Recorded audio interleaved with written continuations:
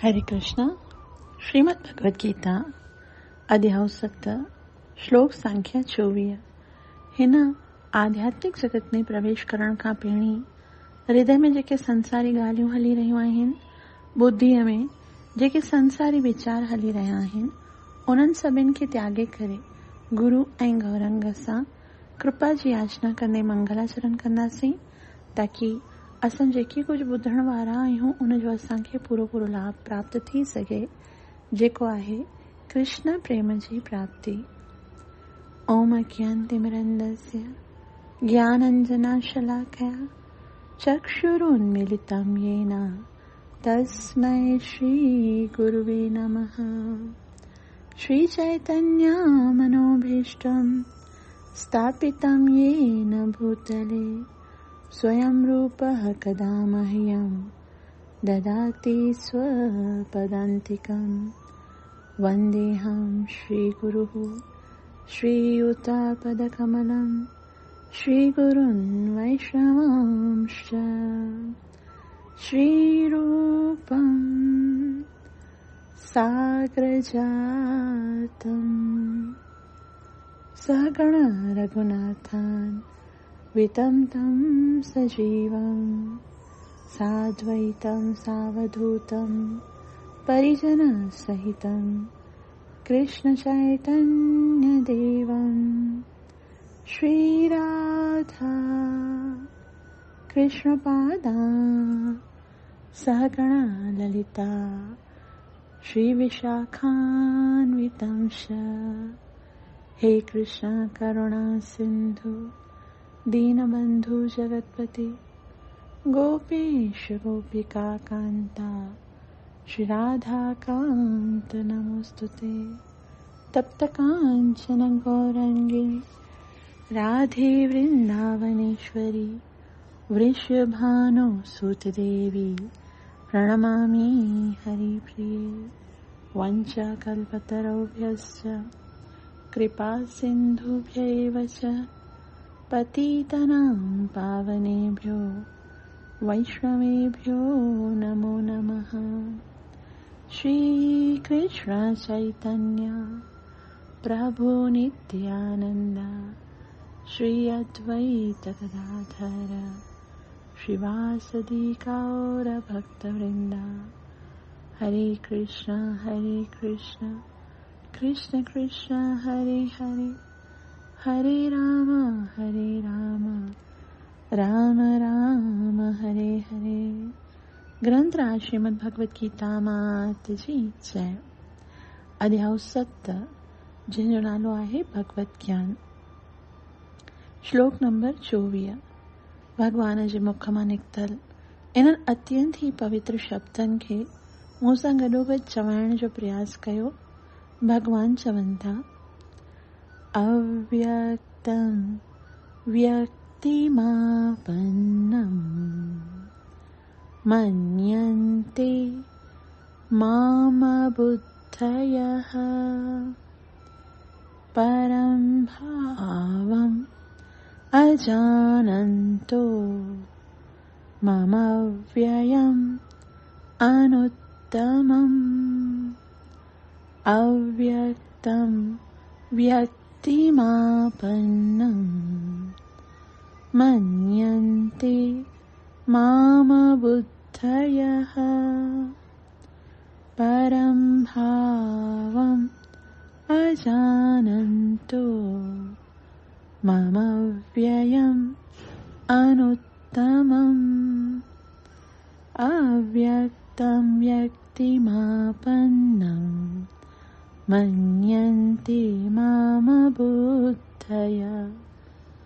परं भावम् अजानन्तो ममव्ययम् अनुत्तमम्। इन शब्दनि जी माने ॾिसो। अव्यक्तम व्यक्तिमापन्नम। अव्यक्त माना जेको ज़ाहिर न हूंदो आहे, व्यक्तम मतलब जेको ज़ाहिर स्वरूप हूंदो आहे। आपन्नम यानी प्राप्त कयो आहे। मन्यते माम अबुद्धया। मन्यन्ते यानी मञनि था या सोचनि था, माम यानी मूंखे, अबुद्धया यानी जेके मूर्ख माण्हू आहिनि। भॻवान चवनि था जेके मूर्ख माण्हू आहिनि न, से सोचनि था त मां पहिरीं निराकार हुयसि, यानी ज़ाहिर न हुयसि, ऐं हाणे वरी इहो साकार रूप धारण कयो अथमि। अॻियां चवनि था परम भावम अजानंतो। परम यानी वॾो, महान, भावम यानी भाव या वजूद, अजानंतो बिना ॼाणण जे, मम यानी मुंहिंजो, मम अव्ययम अनुत्तमम। अव्ययम यानी अविनाशी, अनुत्तमम यानी सभ खां श्रेष्ठ। यानी कि मां त सभ खां श्रेष्ठ आहियां, मां त सभिनि खां उत्तम आहियां, परंतु उहे मुंहिंजे परम भाव खे नथा ॼाणनि। तंहिं करे उहे बेवकूफ़ आहिनि ऐं सोचनि था त मां पहिरीं निराकार हुयसि ऐं हाणे साकार रूप धारण कयो अथमि। तर्जुमो ॾिसो, बुद्धिहीन मनुष्य जेके मूं खे पूरी तरह सां नथा ॼाणनि, सोचनि था त मां भॻवान कृष्ण पहिरीं निराकार हुअसि ऐं हाणे इहो स्वरूप धारण कयो अथमि। उन्हनि जे थोरे ज्ञान जे कारण उहे मुंहिंजे आला प्रकृतिअ खे नथा ॼाणनि, जेका अविनाशी ऐं परम आहे। त हिते भॻवान साफ़ साफ़ ॿुधायो आहे कि जेके मूंखे निराकार सम्झनि था, जेके सोचनि था त मां निराकार हुयसि ऐं हाणे स्वरूप धारण कयो आहे, त उहे कहिड़ा आहिनि? अबुद्धया। अबुद्धया माना उहे बुद्धिहीन आहिनि, उन्हनि जे पास बुद्धि कोन्हे, अकुल कोन्हे उन्हनि जे पास। तंहिं करे चवनि था मां त अव्यय आहियां, मुंहिंजो त कॾहिं नाश थींदो ई न आहे, त पोइ मुंहिंजे हिन आध्यात्मिक स्वरूप जो नाश कीअं थो थिए? मां अव्ययम अनुत्तमम, मां सभिनि खां श्रेष्ठ आहियां, त पोइ मां अपूर्ण कीअं थो थी सघां, बग़ैर स्वरूप जे कीअं थो थी सघां? त उहे मुंहिंजे अविनाशी ऐं उत्तम स्वभाव खे नथा सम्झनि, छाकाणि त उहे बेवकूफ़ आहिनि। श्रील प्रभुपाद जी ॾाढे सुहिणे तरीक़े सां सम्झाईंदा। तात्पर्य श्रीला प्रभुपाद द्वारा। श्रील प्रभुपाद जी जय। श्रील प्रभुपाद जी चवनि था उहे जेके देवताउनि जी पूजा कनि था, उन्हनि खे घटि बुद्धीअ वारो माण्हू चयो वियो आहे। हाणे भॻवान जेको 23 श्लोक में चयो हुयो कि अंतवत्तु फलम तेषाम तद्भवत यल्पमेधसाम, जेके अल्पमेधस आहिनि उहे छा कंदा आहिनि? देवताउनि जी पूजा कंदा आहिनि। त उते भॻवान ॿुधायो अल्पमेधसा यानी घटि बुद्धीअ वारा जेके देवताउनि जा पूजा कंदा आहिनि। ऐं हिते वरी 24 श्लोक में निराकारवादियुनि खे बि साॻे नमूने बयानु कयो वियो आहे। छा चयो वियो आहे? अव्यक्तम व्यक्तिमापन्नम मन्यन्ते माम अबुद्धया, कि भॻवान ॿुधाए छॾियो जेके देवताउनि जी पूजा कंदा आहिनि से बि बेवकूफ़ आहिनि, जेके मूं खे निराकार सम्झंदा आहिनि से बि बेवकूफ़ आहिनि। इन्हनि ॿिन्हिनि खे असां पंहिंजी पॉइंट ऑफ विजन से कंहिंखे बेवकूफ़ सम्झूं था, कंहिंखे अक़लमंद सम्झूं था, उहो कोई इम्पोर्टेंस नथो रखे। हिते परम पुरुष भॻवान चई रहिया आहिनि ऐं उन्हनि जो चवण ई सभ खां वॾो सबूत आहे, सभ खां वॾो उदाहरण आहे कि भॻवान साफ़ साफ़ हिते लिखियल आहे अबुद्धया। ऐं ज्ञानी माण्हू कंहिंखे चयो अथई भॻवान हिकिड़ो श्लोक ॾिनो कि बहुनाम जन्मनाम अन्ते ज्ञानवान माम प्रपद्यते। 19 में भॻवान चयो ज्ञानवान उहो ई आहे जेको मुंहिंजी शरण में वठे। ॿिया ॾिसण में चाहे केतिरा ई सोफिस्टिकेटेड हुजनि, केतिरा ई एजुकेटेड हुजनि, या केतिरा ई धनी हुजनि, ज्ञानी हुजनि, लेकिन अगरि उहे मूं खे स्वीकार नथा कनि, वासुदेव सर्वमिति, जेसि ताईं उहे नथा सम्झनि कि वसुदेव जो पुटु जेको वासुदेव भॻवान श्री कृष्ण आहे सो ई सभु कुझु आहे, तेसि ताईं उहे बेवकूफ़ आहिनि। ज्ञानी तॾहिं थींदा जॾहिं उहे मूंखे स्वीकार कंदा। स महात्मा सुदुर्लभ, न केवल ज्ञानी थींदा बल्कि महात्मा थी वेंदा। ऐं अहिड़ा ॾाढा घटि मिलंदा। भॻवान चए थो सुदुर्लभ, हर कोई थोरी न कृष्ण खे स्वीकार कंदो। अॼु असां ॾिसूं घणा माण्हू आहिनि जेके देवताउनि जे कॾ लॻा पिया आहिनि, करोड़ों माण्हू आहिनि न, है न, जेके कॾहिं कहिड़े देवता जे पोयां, कॾहिं कहिड़े देवता जे, कॾहिं कहिड़े देवता जे पोयां, ऐं उन्हनि देवताउनि जे चक्कर मां निकिरंदा आहिनि त पोइ निराकार जी भक्ति करणु, बसि ओम जो ध्यानु कयो ऐं निराकार जो ध्यानु कयो, बसि भॻवान जो स्वरूप जी सेवा पूजा।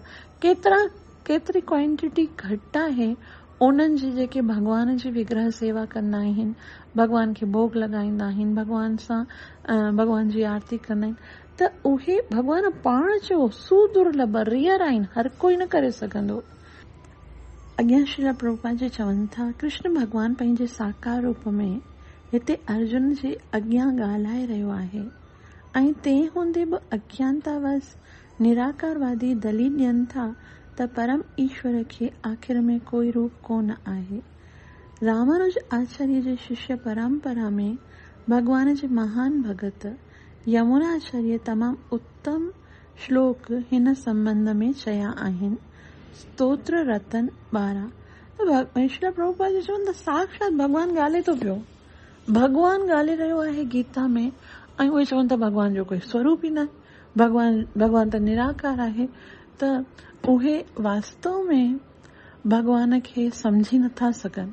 ऐं रामानुज आचार्य जो हिन श्लोक सां श्रील प्रभुपाद जी असांखे ॿुधाइनि था, त्वां शील रूप चरित परम प्रकृष्ट सत्त्वेन सात्विकतया प्रबलैश्च शास्त्रै प्रख्यातदैव परमार्थविद् मतैश्च नैवासुर प्रकृतया प्रभवन्ति बोधम्।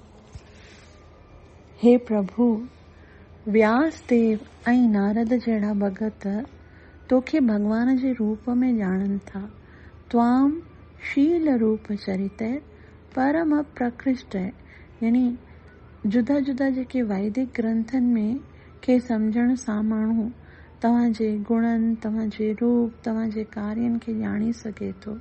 सत्त्वेन सात्विकतया प्रबलैश्च शास्त्र, यानी शास्त्रनि में तव्हांजे बारे में सम्झी सघिजे थो।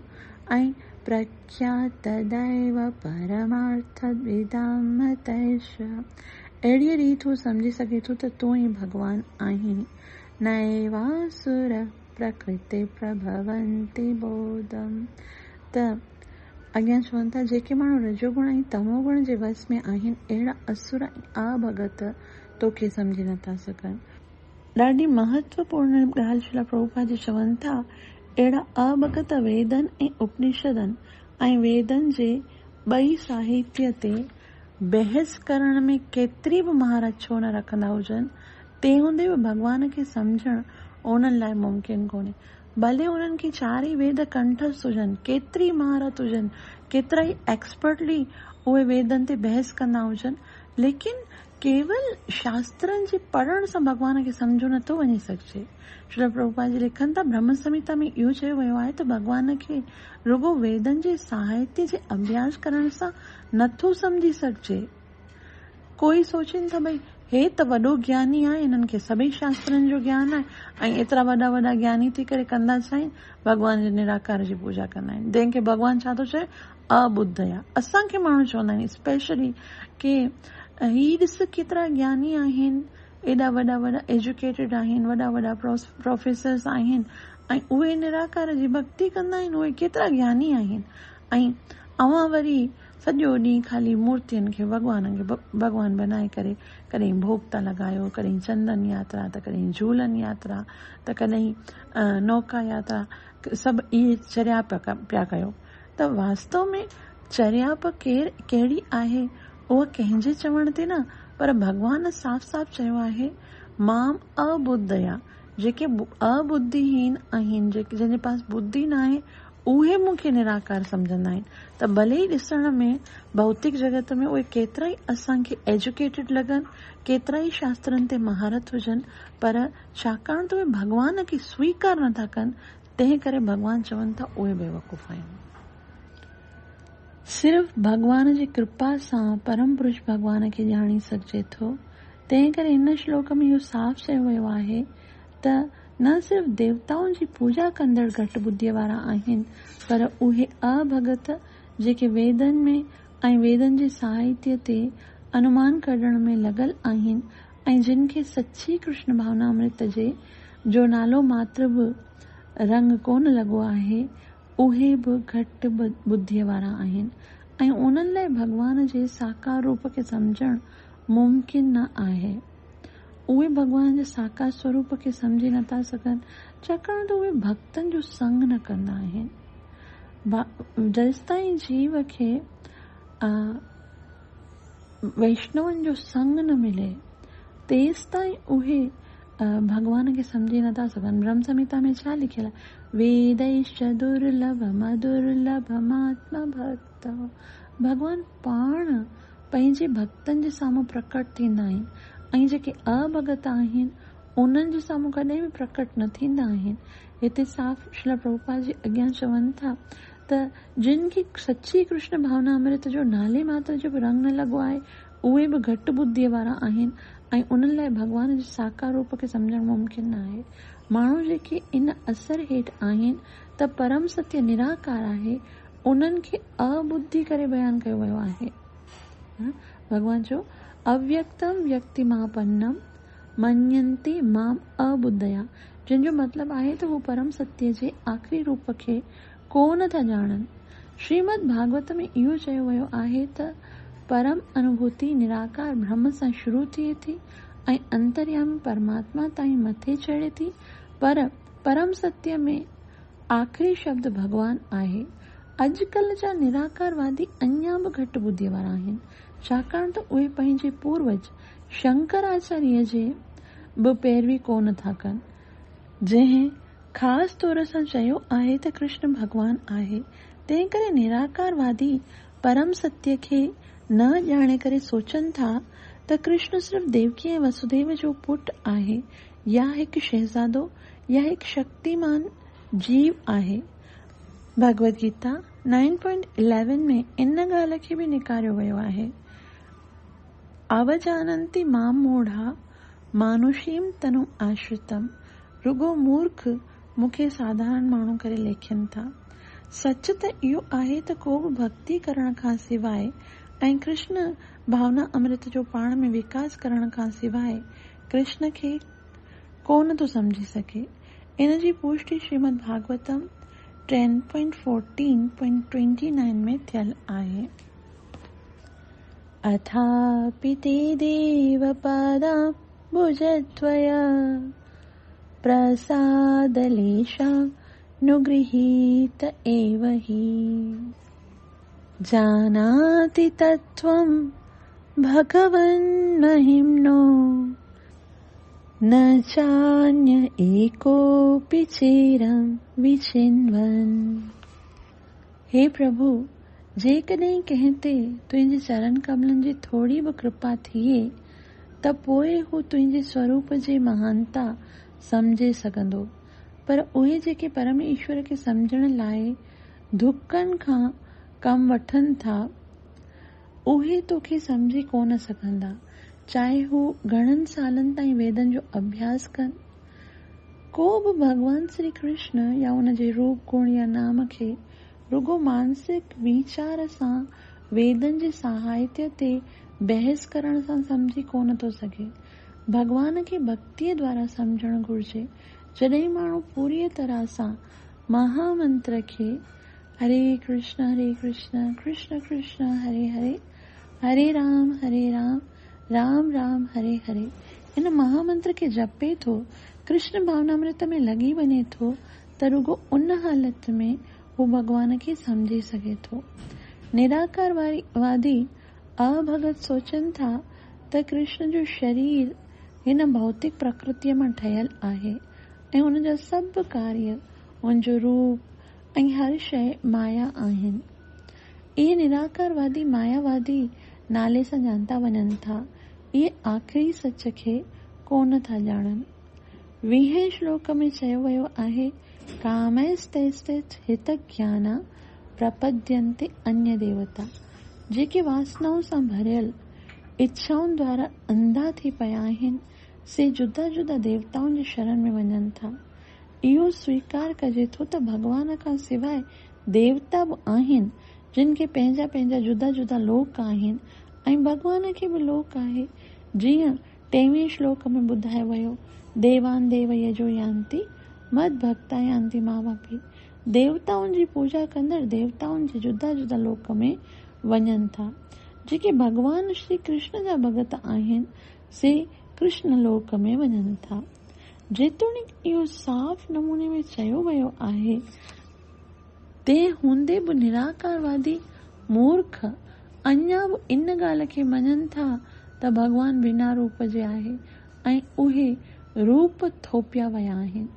गीता जे अभ्यास मां छा इहो ॾिसण में अचे थो त देवताउनि ऐं हुननि जा लोक बिना आकार आहिनि?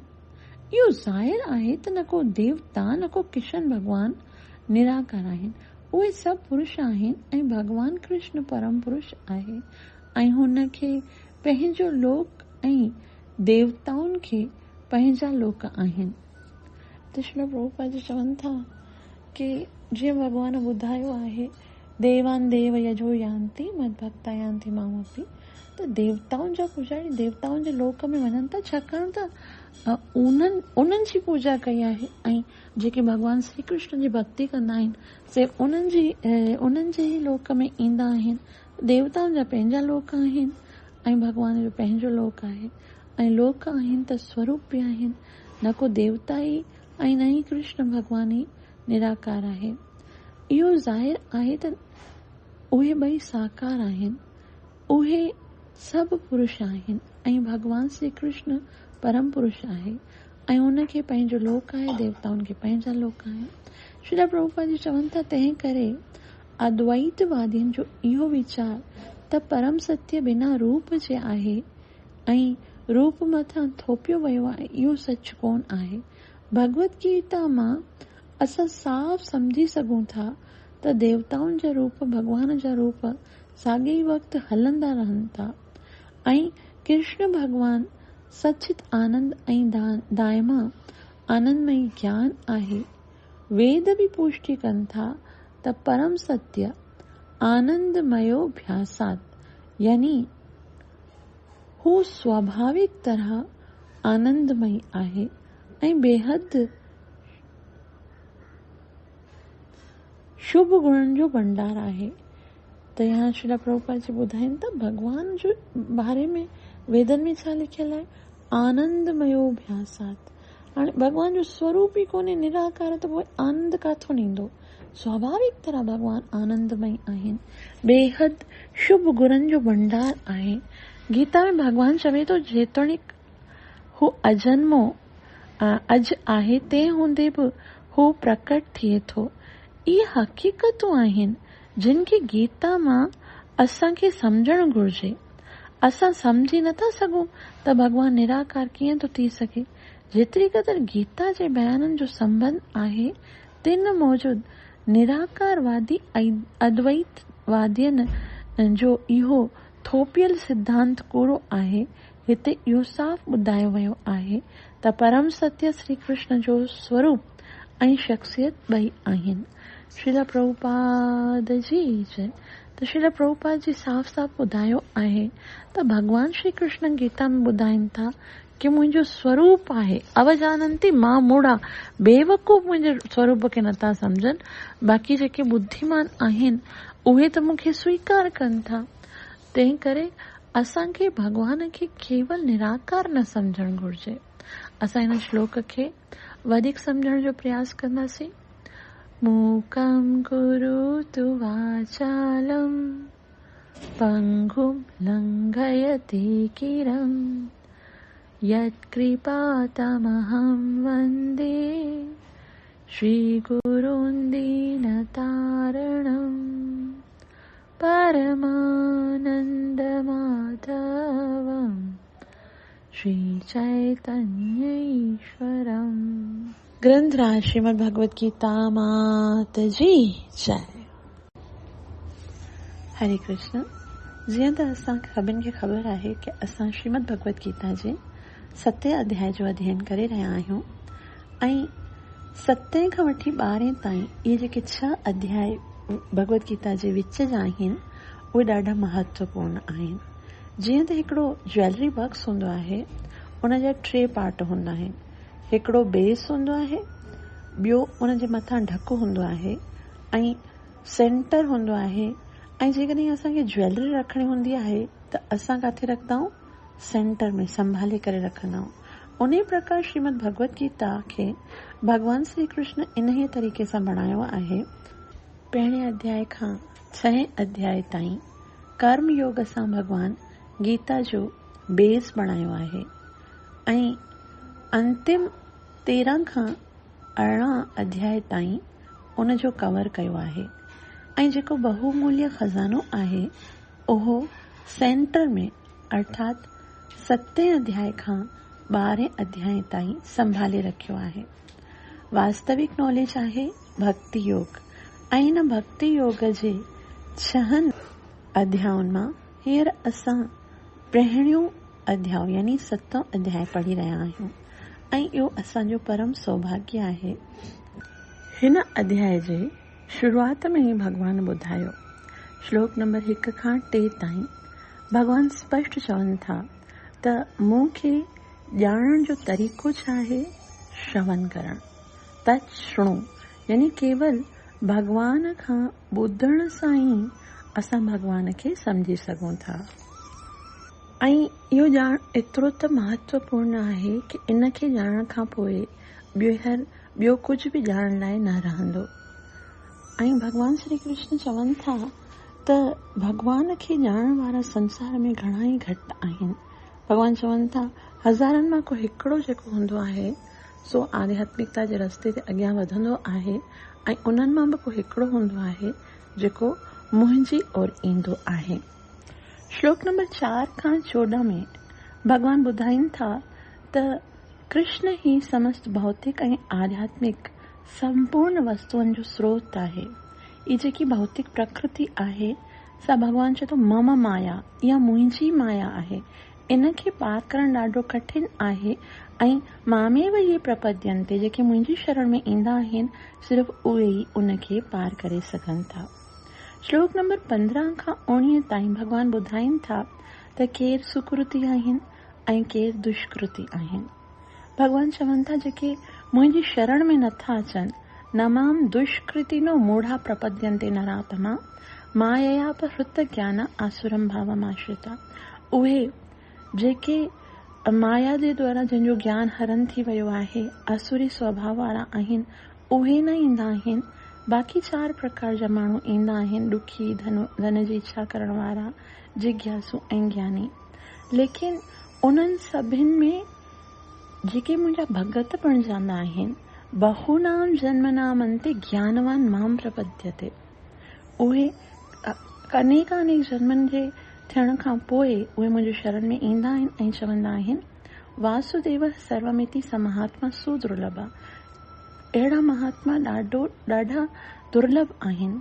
अॻियां 20 खां 23 ताईं भगवान श्री कृष्ण ऐं देवताउनि जी भक्ति ऐं देवताउनि जा जेके पूजारी आहिनि उन्हनि जे विषय में ॿुधाइनि था। भगवान चवनि था उहे जंहिंजी बुद्धि कामनाउनि जे द्वारा हरण थी वेंदी आहे, उहे देवताउनि जी पूजा कंदा आहिनि। उन्हनि खे श्रद्धा बि मां ॾींदो आहियां, उन्हनि जा जेके फल प्राप्त थींदा आहिनि से बि मां ॾींदो आहियां। लेकिन उहे बुद्धिहीन हूंदा आहिनि जेके देवताउनि वटि वेंदा आहिनि, छाकाणि त उन्हनि खां प्राप्त थियल जेके वस्तु आहिनि से सभु नश्वर आहिनि ऐं उन्हनि देवताउनि जी पूजा करे उहे देवताउनि जे लोक में वेंदा आहिनि। मुंहिंजा भगत मुंहिंजे पास ईंदा आहिनि। उन खां पोइ 24 खां 28 ताईं निराकारवादियुनि जे विषय में भगवान ॿुधाइनि था ऐं जेको अॼु असां 24 श्लोक पढ़ंदासीं उन में हाणे निराकार पहिरीं भगवान ॿुधायो आहे त देवताउनि जा पुजारी बेवकूफ़ आहिनि। अॼु ॿुधाइनि था ते जेके अव्यक्तम व्यक्तिमापन्नम मन्यन्ते माम अबुद्धया, जेके निराकारवादी सम्झनि था कि मां निराकार आहियां, मुंहिंजो पहिरीं स्वरूप न हुयो, उहे बि बुद्धिहीन आहिनि। ऐं उन खां पोइ 29 ऐं 30 श्लोक में मिश्र भक्त मतिलबु अहिड़ा भगत जेके भगवान जी भक्ति त कंदा आहिनि परंतु उन्हनि खे भक्तीअ जे अंदरि ज्ञान ऐं कर्म मिश्रित हूंदो आहे, मिक्स हूंदो आहे, उहे शुद्ध भक्त न हूंदा आहिनि, उन्हनि जे विषय में ॿुधायो वियो आहे। त अॼु जेको असांजो श्लोक आहे उन में कृष्ण अत्यंत ई महत्वपूर्ण ॻाल्हि ॿुधाए रहिया आहिनि। पहिरीं चई छॾियऊं त मूंखे ॼाण आहे त मूंखां ॿुध, ऐं अॼु श्री कृष्ण चवनि था त मां ई परम पुरुष भगवान आहियां। He is the supreme personality of God head and he is a person. मतिलबु उहो हिकिड़ो व्यक्ति आहे, निराकार कोन आहे।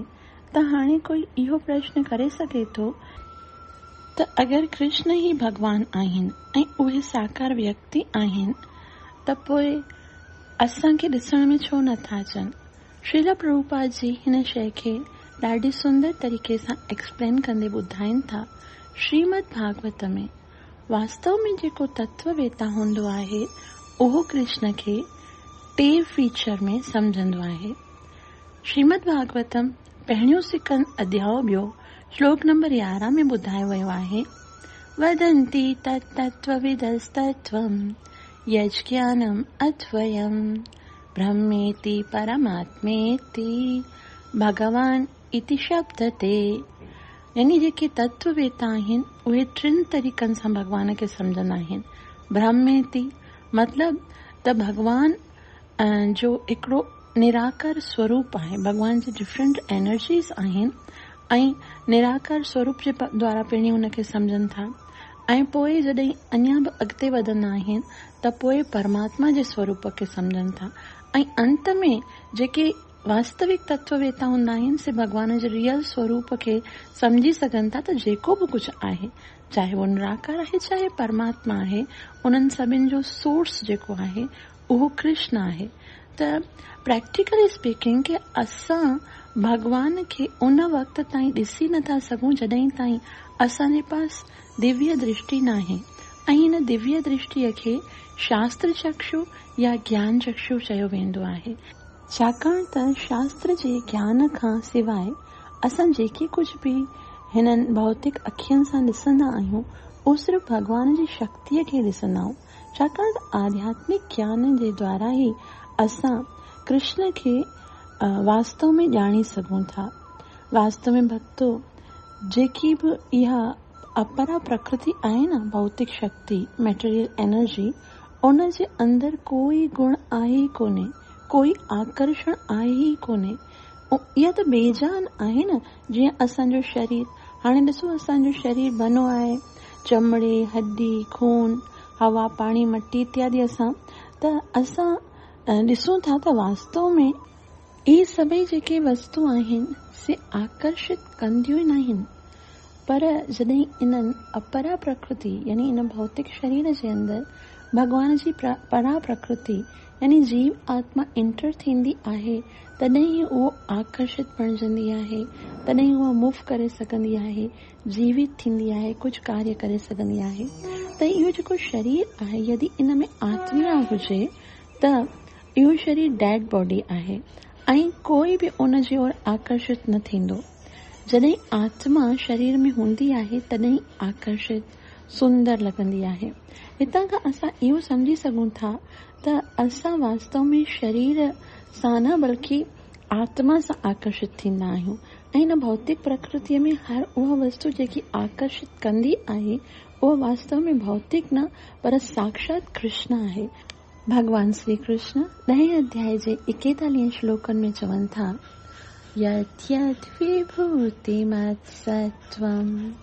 श्रीमदुर्जितमेव वा तत्तदेवावगच्छत्वं मम तेजोंश संभव। अर्जुन, जेके कुछ तोखे आकर्षित करण वारो, सुंदर, तजलेदार ऐं प्रेम करण योग्य लगे तो उहो मुंहिंजे ई आध्यात्मिक तेज जो हिकिड़ो सफुलिंग यानी चिंगारी आहे। त इते असांखे इहा सम्झणु घुर्जे, because matter is dead have not any quality. छाकाणि त जेको भौतिक मैटर आहे, जेको अपरा प्रकृति, उन जे अंदरि कोई आकर्षण कोन्हे। मिसाल जे तौर ते असां जॾहिं कंहिं वस्तु खे ॾिसंदा आहियूं, असांखे लॻंदो आहे भौतिक वस्तु जेके मेटर आहिनि से बि त असांखे आकर्षित कंदियूं आहिनि न। असां मार्केट में वेंदा आहियूं, कुझु फर्नीचर हूंदो आहे, ज्वेलरी हूंदी आहे, या कोई बि शइ, उहे त मेटर आहिनि, मेटर सां बणियल आहिनि, त उहे बि त असांखे आकर्षित कंदियूं आहिनि। हाणे हिन मिसाल खे थोरो असां सम्झण जो प्रयास कंदासीं त अगरि असां कंहिं वॉच खे ॾिसूं था, वॉच जेकी घड़ी हूंदी आहे, हो सकता है कि उहा घड़ी असांखे आकर्षित करे, मगर उहा कहिड़ी शइ आहे जेकी असांखे आकर्षित करे थी? त पहिरीं ॻाल्हि आहे उनजी डिज़ाइन, उनजी जेकी राउंड शेप आहे। Now listen, round shape design is a quality, it is not watch. इहा हिकिड़ी क्वालिटी आहे। जीअं कोई चवे सघे थो त इहा केतिरी न शाइनी आहे, त shiny is not watch, shine is a quality. Shine जेकी आहे सा उनजी क्वालिटी आहे। त कोई गुल हूंदो आहे, उनजी सुंदरता, ब्यूटी जेकी आहे सा गुल आहे, ब्यूटी उनजी क्वालिटी आहे। त इहे क्वालिटी भौतिक वस्तुअनि जूं न आहिनि। सुंदरता भगवान श्री कृष्ण जी क्वालिटी आहे, है न। सभ खां वधीक सुंदर जेको ज्ञान आहे सो भगवान जी क्वालिटी आहे, बल आहे सो भगवान जी क्वालिटी आहे। त इहे सभु क्वालिटीज़ जेके आहिनि से कृष्ण जूं आहिनि। असां वस्तुअनि सां न, बल्कि उन्हनि जी क्वालिटियुनि सां असां अट्रैक्ट थींदा आहियूं। कृष्ण जूं अनलिमिटेड क्वालिटीज़ आहिनि। जॾहिं जीअं असां कंहिं दीवार खे ॾिसंदा आहियूं, असां चवंदा आहियूं वाह दीवार केॾी न मज़बूत आहे। त स्ट्रेंथ जेकी मज़बूती, छाकाणि त इहा भगवान जी शक्ति आहे, ही भौतिक आहे पर इन जे अंदरि भगवान जी शक्ति आहे। वास्तविक ॻाल्हि इहा आहे त जेको मैटर आहे उहो स्वयं पंहिंजे पाण में उनजी कोई क्वालिटी कोन आहे। इट इज़ जस्ट मैटर, ऐं matter is that, it is not shape, no form, no attraction. उन जे अंदरि कोई क्वालिटी कोन्हे। जेकी बि क्वालिटीज़ आहिनि पर अपरा प्रकृतिअ में, वास्तव में उहे सभु कृष्ण जी शक्तिअ जे कारण आहिनि। जीअं कि श्रीमद भागवतम में कृष्ण भौतिक प्रकृतिअ में प्रवेश कंदा आहिनि। भौतिक प्रकृति प्रधान जे रूप में आहे, जंहिंखे महतत्व चयो वेंदो आहे।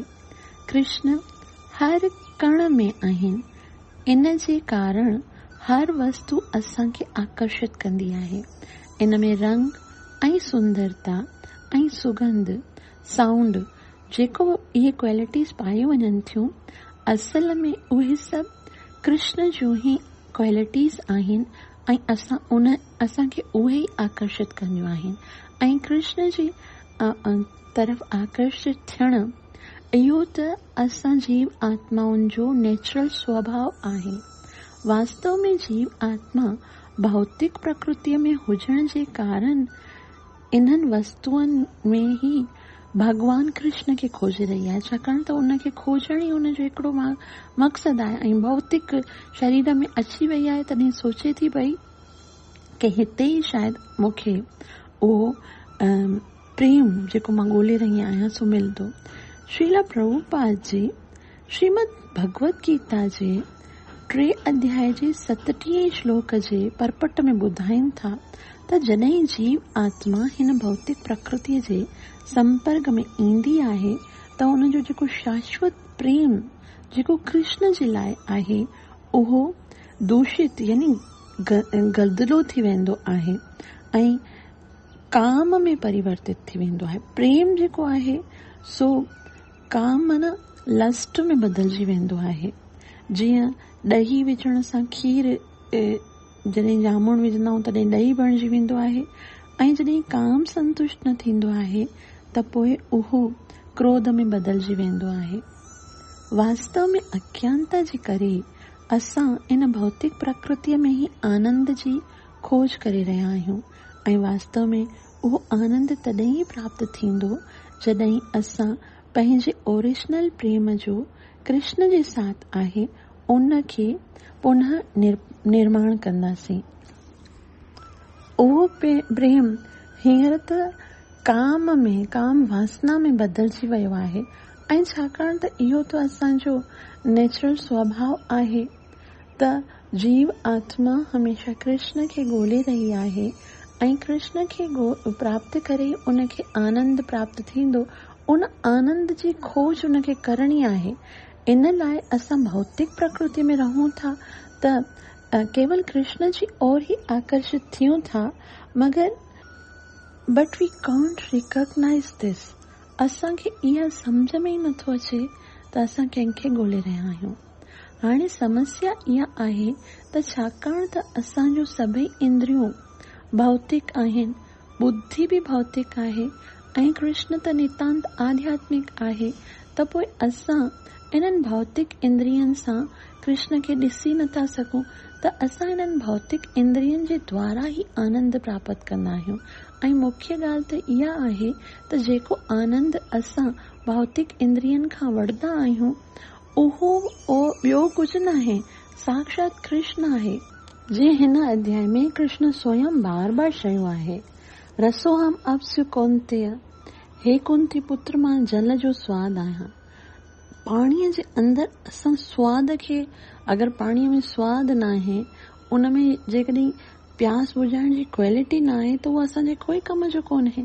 लेकिन उहो भॻवान चए थो उहो स्वाद मां आहियां। इन सां इहो न सम्झणु घुरिजे त बसि जल जो स्वाद ई आहे, परंतु इहो स्वाद छाजे करे आहे? छाकाणि त इहो कृष्ण जी शक्ति आहे। इहो ॾाढो सिग्निफिकेंट आहे। ई स्वाद बिल्कुलु प्योर आहे, शुद्ध आहे। जीअं पुण्यो गंधः पृथ्वी मां धरतीअ जी आद्य सुगंध आहियां, जंहिंसां संपूर्ण सुगंध प्राप्त थींदी आहे। सूर्य ऐं चंद्रमा जी जेकी रोशनी असांखे आकर्षित कंदी आहे। हाणे सूर्य ऐं चंद्रमा में रोशनी न आहे त उन्हनि में कोई आकर्षण कोन आहे। मतिलबु असां पंहिंजी ज्ञान इंद्रियनि जे द्वारा जंहिं आनंद खे भोगण जो प्रयास कंदा आहियूं, पंहिंजी अखियुनि जे द्वारा, पंहिंजे नासिका जे द्वारा, पंहिंजे कननि जे द्वारा, पंहिंजी जिभ जे द्वारा, यहाँ तक कि पंहिंजी त्वचा, पंहिंजी स्किन जे द्वारा, उहो सभु आनंद केवल कृष्ण जी ही शक्ति आहे। परंतु हाणे छाकाणि त कृष्ण स्वयं चयो आहे त हू हिकिड़ो व्यक्ति आहे, आई एम अ पर्सन, अव्यक्तम व्यक्तिमापन्नम, मां व्यक्ति आहियां। त हाणे इहो प्रश्न उथे थो कि असां कृष्ण खे हिकिड़े व्यक्तिअ जी तरह कीअं ॾिसी सघूं। हर हिकु वस्तुअ में त चलो जेकी क्वालिटी आहे सा कृष्ण आहे, त कृष्ण खे हिकिड़ी व्यक्तिअ जी तरह असां कीअं ॾिसूं, जॾहिं त असां केवल भॻवान जी क्वालिटी खे ई सम्झी सघंदा आहियूं। त इन खे सम्झण लाइ भॻवान श्री कृष्ण भगवत गीता ॿुधाईंदा आहिनि ऐं अन्य शास्त्र ऐं गुरु ऐं साधु ऐं शुद्ध वैष्णवनि खे मोकिलींदा आहिनि। कृष्ण खे ॾिसण, कृष्ण खे सम्झण, कृष्ण सां प्रेम करण, इहो ई त कृष्ण कॉन्शियसनेस आहे। इहो ई त असांखे श्रीला प्रभुपाद जी सेखारीनि था।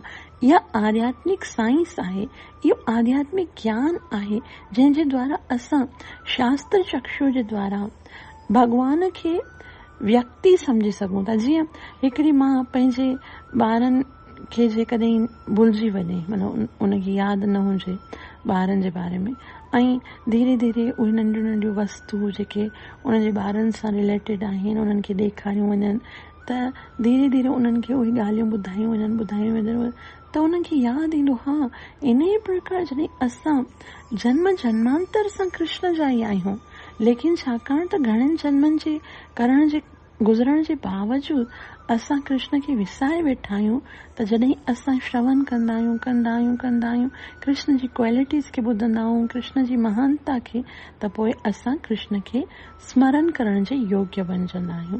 असां पंहिंजी हिननि भौतिक इंद्रियनि सां कृष्ण जे साक्षात स्वरूप खे नथा ॾिसी सघूं, परंतु शास्त्रनि में असांखे ॿुधायो वेंदो आहे त कृष्ण जूं अखियूं कंवल जहिड़ियूं आहिनि, कृष्ण हीअं हलंदो आहे, ईअं बीहंदो आहे, अहिड़ी पगड़ी पाईंदो आहे, अहिड़ी चाल उन्हनि जी मतिलबु हलंदो आहे, टेड़ी मस्तानी ऐं घुंघरालियूं अलकियूं जेके आहिनि, घुंघरालियूं वार उन्हनि जे चेहरे ते लटकी रहिया आहिनि, बांसुरी वॼाईंदो आहे।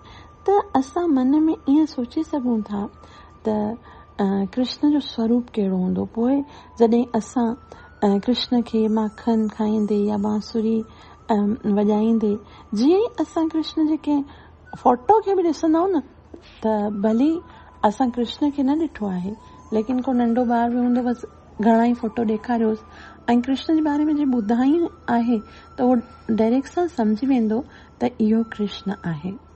त ॾाढी सुंदर हिकु ॻाल्हि आहे, भक्ति सिद्धांत सरस्वती गोस्वामी चवनि था, don't try to see Krishna but act in a way that Krishna wish to see you. यानी भगवान खे ॾिसण जी इच्छा न कयो, लेकिन ईअं कयो कुझु अहिड़ा कार्य कि भगवान खे इच्छा थी वञे तव्हांखे ॾिसण जी। जॾहिं असां भगवान जो नाम जप कंदा आहियूं, जॾहिं असां भगवान जी लीलाउनि खे ॿुधंदा आहियूं, भगवान जी सेवा कंदा आहियूं, भगवान सां प्रेम कंदा आहियूं, त भगवान चवंदा मई ते तेषु चाप्यहम, उहे मुंहिंजा आहिनि तंहिंजो मां थी वेंदो आहियां। त जेकॾहिं कोई वॾे में वॾो प्राइम मिनिस्टर हुजे, कोई बादशाह हुजे, कोई हीरो एक्टर हुजे, उन खां जेकॾहिं असां मिलण जी कोशिश कयूं त हो सकता है असांखे समय न मिले, लेकिन जेकॾहिं उहो असांखे मिलण जी इच्छा करे त असां आसानीअ सां उनखे मिली सघूं था। त जीअं जीअं असां प्रेम, श्रद्धा, सिंसियरिटी ऐं सीरियसनेस जे साथ भगवान जी सेवा कंदा आहियूं त ई भगवान खे पंहिंजे साम्हूं प्रकट करे सघूं था। Krishna is independent, we can't order him. जीअं सूर्य हूंदो आहे न, अगरि सूर्य अस्त थी वेंदो आहे त कोई बि चाहे केतिरी धमकियूं छो न ॾे, सूर्य उन जे लाइ उदय थींदो छो शाम जे टाइम ते। जेकॾहिं सूर्य खे चए जल्दी निकर वरना तोखे मारे छॾींदसि, त छा सूर्य भयभीत थी करे निकिरंदो? न, सूर्य स्वतंत्र आहे, इंडिपेंडेंट आहे। उहो पंहिंजी मर्ज़ीअ सां जॾहिं सुबुह थींदी तॾहिं निकिरंदो। उन ई तरह भगवान जॾहिं प्रेम ऐं श्रद्धा असांजी ॾिसंदो आहे त असां कीअं भगवान लाइ प्रेम सां सेवा करे रहिया आहियूं, नाम जप करे रहिया आहियूं, त भगवान पोइ पाण खे असांजे साम्हूं प्रकट कंदो आहे। परंतु वास्तविकता त इहा आहे त असां कृष्ण खे तॾहिं ई ॼाणी सघूं था जॾहिं उहो सामने प्रकट थिए। पंहिंजे प्रयासनि सां भगवान खे नथा सम्झी सघूं। हिकिड़ी महत्वपूर्ण ॻाल्हि इहा आहे त जेके भगवान हिन श्लोक में बार बार ॿुधाइनि था कि बुद्धिहीन, अल्पमेधसा, अनइंटेलिजेंट, बार बार भगवान रिपीट कनि था। इन सां असांखे ठीकु सम्झणु घुरिजे। इन जो मतिलबु इहो न आहे त जंहिं व्यक्ति जे पास एजुकेशन न आहे उहो अनइंटेलिजेंट आहे। शास्त्र अनइंटेलिजेंट यानी बुद्धिहीन, अल्पमेधसा उन व्यक्तिअ खे चवनि था जेके कृष्ण जेको सर्व कारण कारण आहे उन खे नथा माने। अनइंटेलिजेंट उहो आहे जंहिंजे पास बुद्धि हूंदी आहे, लेकिन उन्हनि जी बुद्धि जेकी आहे सा कामनाउनि जे द्वारा हरण थी वेंदी आहे ऐं उहे भगवान खे छॾे ॿियो हिते हुते वॼंदा आहिनि। अनइंटेलिजेंट उहो हूंदा आहिनि जेके भगवान चवे थो मन्यन्ते अव्यक्तम व्यक्तिमापन्नम मन्यन्ते माम अबुद्धया। बुद्धिहीन उहे आहिनि जेके कृष्ण खे व्यक्ति या साकार नथा सम्झनि। कृष्ण को सम्झण जे लाइ असांखे बुद्धीअ जी ज़रूरत आहे ऐं उहा बुद्धि कहिड़ी आहे जेकी शास्त्रनि ऐं वैष्णवनि जे द्वारा प्राप्त थींदी आहे। This is the only and the highest use of this human body. इन भौतिक जगत में मनुष्य जो शरीर प्राप्त करे असांजो सभ खां वॾो मक़सदु इहो ई आहे कि शुद्ध वैष्णव गुरुअ जो सानिध्य प्राप्त करे भगवान श्री कृष्ण जे विषय में ॿुधूं ऐं उन सां प्रेम करे पंहिंजे जीवन खे सफल कयूं। तव्हां सभिनि जा लख थोड़ा जो एतिरो प्रेम सां ॿुधो अथव। कृपा करे मूंखे आसीस कजो त मां पंहिंजी सेवा ऐं साधना खे चङीअ तरीक़े सां करे सघां। हरे कृष्ण।